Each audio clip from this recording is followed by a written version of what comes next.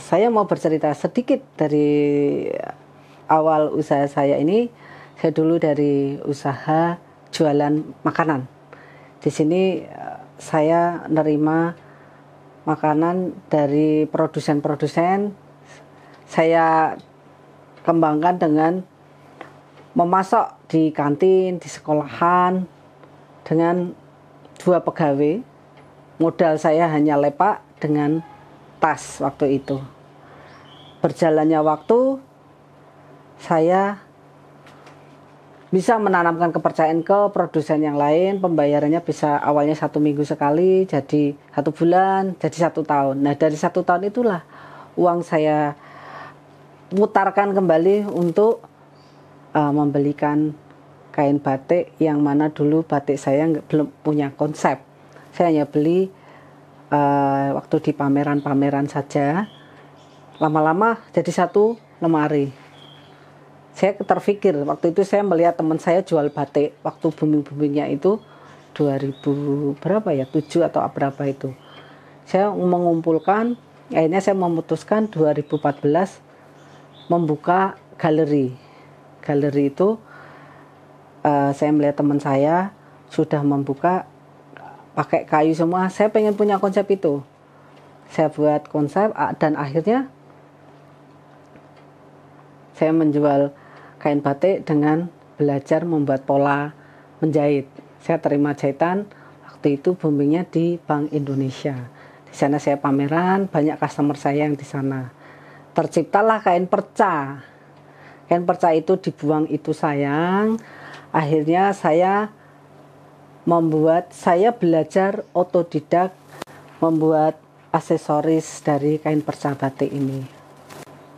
Nah, dari situlah saya pelan-pelan melepas dari jualan makanan, karena saya ketergantungan dengan produsen, di mana dulu ada kenaikan harga terus dan saya tidak bisa ngikutin. Banyak produsen yang libur, akhirnya pendapatan saya menurun. Dari saya membuat kain perca ini, saya semakin semangat. Pelan-pelan usaha saya yang lama itu saya lepas. Saya sudah beres dengan teman-teman produsen itu. Saya melanjutkan usaha saya yang di rumah, membuka galeri dengan kain perca. Saya juga memberikan pelatihan di luar sana, banyak berkaitan dengan instansi pemerintah. Untuk memberi pelatihan-pelatihan itulah bisa saya mengembangkan lagi usaha saya. Nah, dari pelatihan pemerintah itu memberikan sering bertemu dengan teman-teman UKM yang lain. Kadang kita dari wakil kota Semarang, kita ada 1 provinsi, ketemu dengan kota-kota lain. Mereka pada selalu bertanya, Semarang itu apa sih olah-olahnya selain makanan? Nah, disitulah yang sangat-sangat mengusik. Gimana ya? Akhirnya saya menemukan konsep. Waktu itu saya ingat kalau lebaran atau menjelang lebaran atau puasa, itu saya lihat warak ngendok angkat atau dijunjung-junjung ya, istilahnya orang pada menunggu apa yang dilihatnya nanti kalau waktu lebaran, itu namanya warak ngendok. Akhirnya itulah konsep saya, itu saya ambil untuk jadi oleh-oleh Semarangan.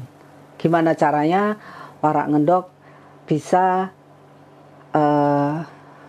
terbentuk menjadi tas, menjadi hiasan-hiasan, selain paling utama adalah batiknya. Saya dari kain batik yang tidak punya konsep, ambil daerah lain, akhirnya saya punya konsep batik Semarangan warak ngendok. Akhirnya saya punya tim bikin batik warak Semarangan ini, dan akhirnya saya punya jadi istilahnya saya jadi leader. Banyak teman-teman yang sekarang booming dengan warak ngendoknya. Warak ngendoknya ini saya memakai media online, IG, Facebook, sama WA aja. Nah, dari Instagram ini saya sering memakai hashtag. Banyak saya dapat pelanggan juga dari IG, juga dari pameran-pameran. Akhirnya datang ke galeri saya dan Saya pernah bekerja sama dengan jadi binaan Telkom. Nah, dari binaan Telkom itu saya diberi kesempatan untuk pameran. Saya hanya membawa barang. Mereka semua sudah menyiapkan. Nah, saya ditanyain waktu itu, Ibu punya konsep apa? Warak Ngendok ini biar tahu. Banyak orang Semarang yang nggak tahu. Akhirnya saya membuat flyer di mana itu mengedukasi apa itu warak ngendok. Jadi setiap orang yang beli saya berikan flyer itu untuk mengedukasi warak ngendok adalah punya filosofi seperti ini, seperti ini. Itu yang membuat orang jadi tertarik dengan produk-produk kami, salah satunya ada ceritanya. Dan sampai sekarang pun pelanggan-pelanggan pada menyukainya, salah satunya di situ. Ada salah satu pelanggan saya itu kenapa sebetulnya banyak di sana batik, ada juga warak. Saya lebih suka warak yang di sini karena di sini ada mengedukasi, ada ceritanya, ada tulisannya itu salah satunya. Yang kedua kemasan, dan yang ketiga kita setiap mau pembeli mau pulang foto di wallpapernya ada warak ngendoknya, itu adalah salah satunya. Untuk pemasaran kita ada di Galeri Kota Lama, ada yang dibantu oleh pemerintah, terus sering pameran-pameran digandeng pemerintah, termasuk binaan dari Telkom itu juga. Alhamdulillah berjalan sampai sekarang. Kalau yang di Galeri Kota Lama pernah kalung untuk produk saya dibeli sama Bu Menteri Keuangan Sri Mulyani, beli seperti ini modelnya tapi hitam putih warnanya. Itu suatu kebanggaan bagi saya.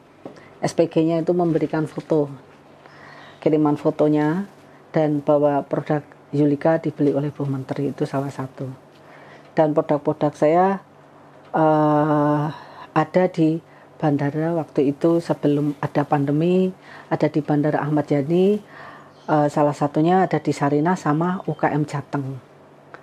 Itu sesuatu yang prestasi bagi saya. Dan saya pernah mewakili Kota Semarang untuk MOU dengan UKM di Bali. Itu bagi saya masih sampai sekarang saya masih proses. Dan ini saya ada kerjasama dengan UKM lain yang bisa membantu atau support saya. Salah satunya adalah memberikan kain perca yang warna-warni. Itu yang membuat saya lebih semangat lagi. Ada customer saya, pelanggan sebetulnya pelanggan-pelanggan saya itu potensi. Banyak, maaf saya bilang potensi di sini. Pelanggan saya relasinya di luar negeri. Ada yang salah satu usaha teman saya itu pengusaha membelikan tas yang ada brandednya warak. Salah satunya saya kasih flyer warak, dibawa ke Rusia. Videonya dikirim ke saya, akhirnya saya unggah di IG saya. Terus ada kemarin bilang salah satu owner dari Cito, itu juga salah satu pelanggan saya yang lama, kembali lagi ke sini untuk beli kain batik dan untuk dibuat cindera mata, dibawa ke Jerman. Produk kita sudah banyak yang dibawa ke, ada yang dibawa ke Amerika juga ada. Terus dari pemerintah dulu juga ada pameran di Moskow, produk kita dibawa ke sana. Sukanya kita lebih seneng ya, ada bantuan dari pemerintah. Diajak pameran ke luar Jawa. Salah satunya kita udah pernah dibawa ke Kalimantan, Lombok, ke Bali.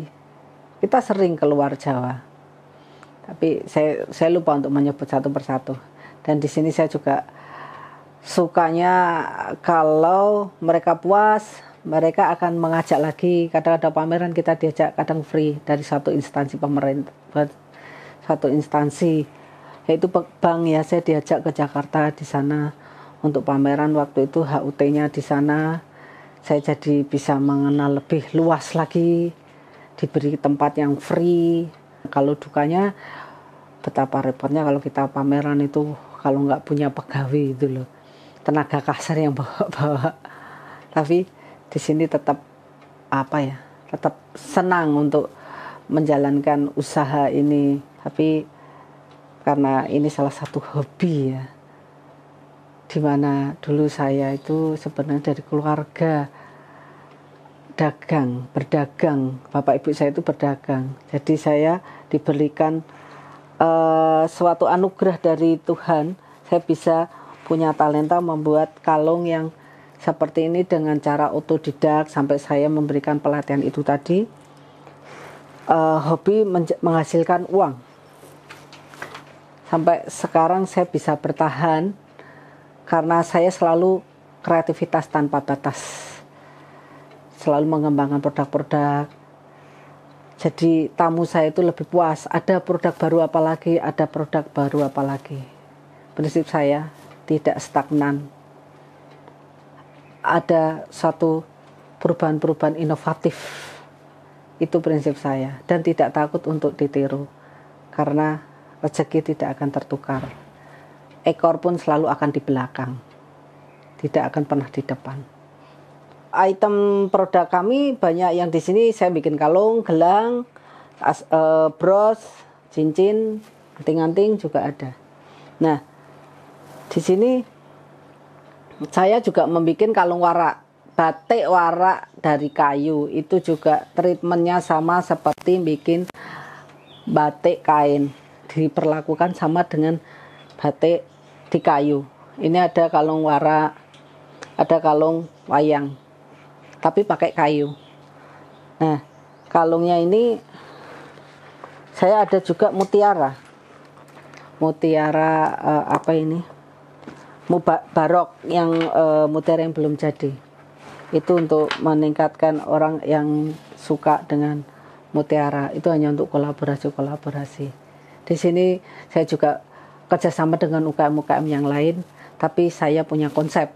Jadi saya hanya membuat yang dimana saya tidak mampu membuatnya. Jadi ada kerjasama dengan UKM yang lain. Saya tidak berdiri sendiri, tapi saya bisa saling bekerja sama. Mungkin ini bisa menginspirasi bagi teman-teman di luar sana untuk membuka usaha. Bisa membukanya dengan cara cobalah belajar untuk melihat dulu, mencari inspirasi di luar sana. Barangkali ketemu ide yang sama. Dan sekarang betapa mudahnya kita untuk promosi dan gratis sekali lagi, dan itu juga gratis pakai IG, Facebook itu bisa. Siapa tahu di sana, di luar sana banyak orang yang tertarik salah satu dengan kreativitas Anda. Nah, disitulah mulai Anda awal dari usaha itu. Jangan pernah takut untuk melakukan sesuatu hal yang baru. Lakukan satu langkah dulu, itu baru kelihatan hasilnya daripada hanya membayangkan saja. Lakukan, kerjakan, lanjutkan. Itu akan ketahuan hasilnya. Dan itulah yang saya lakukan selama ini.